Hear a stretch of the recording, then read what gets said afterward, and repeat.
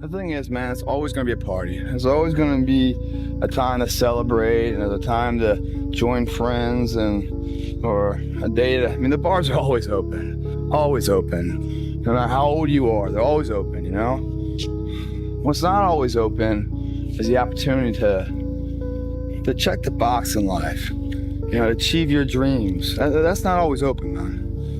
And it's funny, it's like, you know, I'm not saying you do it all the time and everything else, because everyone needs a release in life. But it's funny when you're coming here and you're closing the gym up, and there's no one in the parking lot except for my car. And everyone else probably getting home from some party right now, because bars are closed right now too. You know, they're probably going to sleep, and they're probably going to have to wake up and apologize to somebody for however way they acted, because that's not who they really are.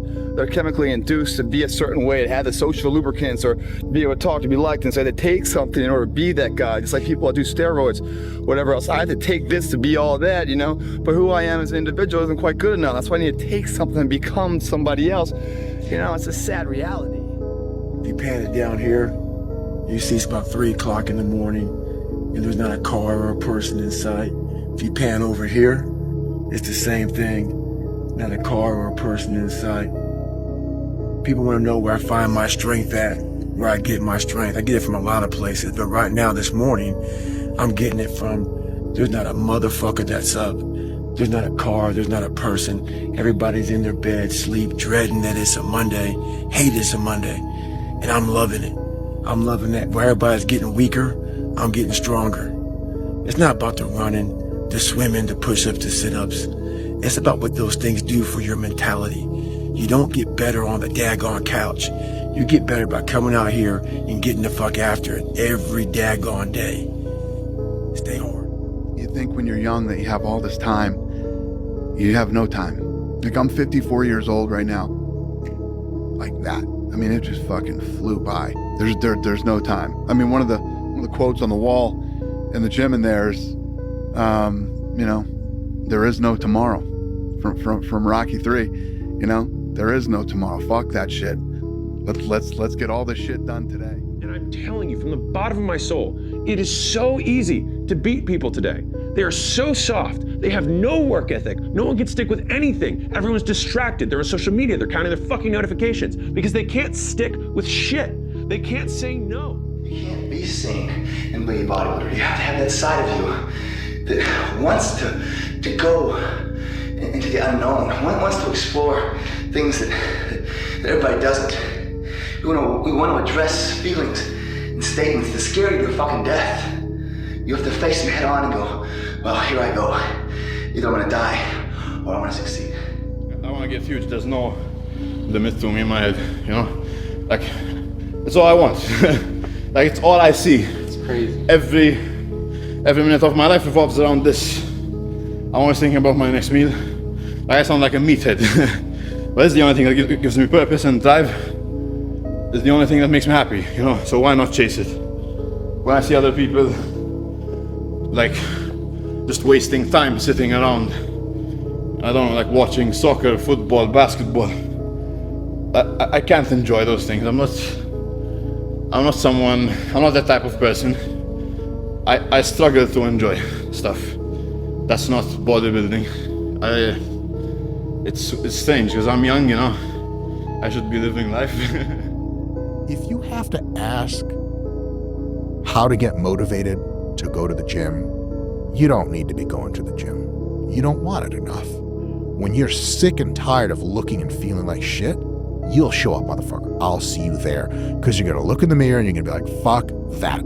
You're going to want to be in the gym. All due respect to everyone. Fuck everyone. I'm just here from my own. You don't remember these days. You don't remember how cold it was. You don't remember the little bit of sleep you might have missed, getting out of bed early. What you do remember is coming up second place, third place, not first place. See, I like these conditions. Because if you can perform in these conditions, then anything's easy. Especially when you're competition sleeping, you're out here working, it makes your desire solidify even more.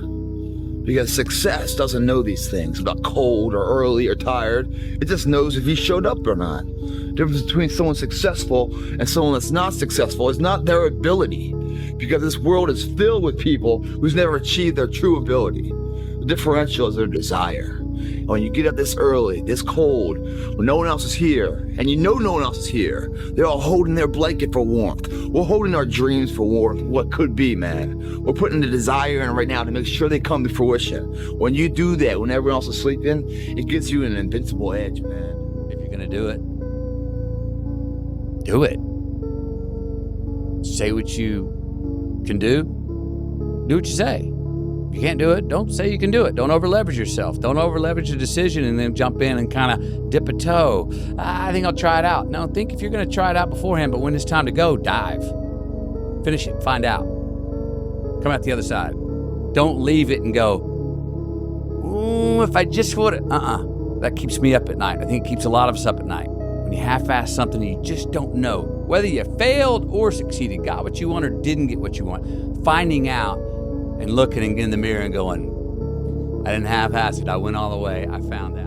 You think you can conquer the world. All of a sudden you grow up, you're 18, and that spark is completely gone. What changed? Think about it this way. If you set up a 1 foot wide plank and laid it across the floor, you could walk across that thing 1,000 out of 1,000 times. But if you took that exact same plank and put it 1,000 feet in the air, 99% of people are gonna fall because you're too busy looking down. What if I fall? If I fall, I'm totally Most people aren't even gonna try and cross that beam when it's 1,000 feet in the air because you're too worried about what if it goes wrong. Even though the task itself, cross that skinny mother, is not that difficult. Why are you so focused on what could go wrong when everything could go right? You don't want it.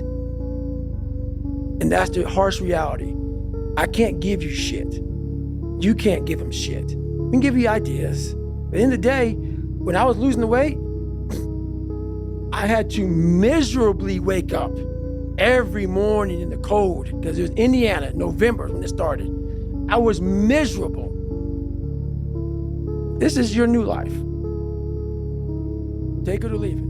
Sometimes it's a little bit hard for people to connect the dots. So they want to get big, but then they don't train hard.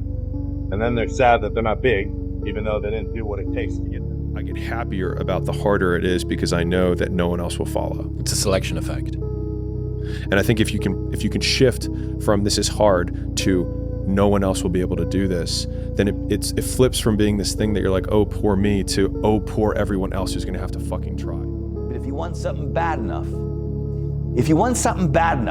you can't let anybody tell you you can't do something. I'll repeat that. If you want something bad enough, you can't let anybody tell you you can't do something, not even yourself. I once had a guidance counselor tell me that I shouldn't play basketball, that it would never amount to anything for me. You know what? Much to your surprise, I took that counselor's advice. I took it and I used it to be the best basketball player I could be. His negativity towards me made me stronger. You can't stop people from trying to limit your dreams, but you can stop it from becoming a reality. I'd say one of the strongest mental frames that has gotten me through my hardest times is thinking this will be the story that I will one day tell.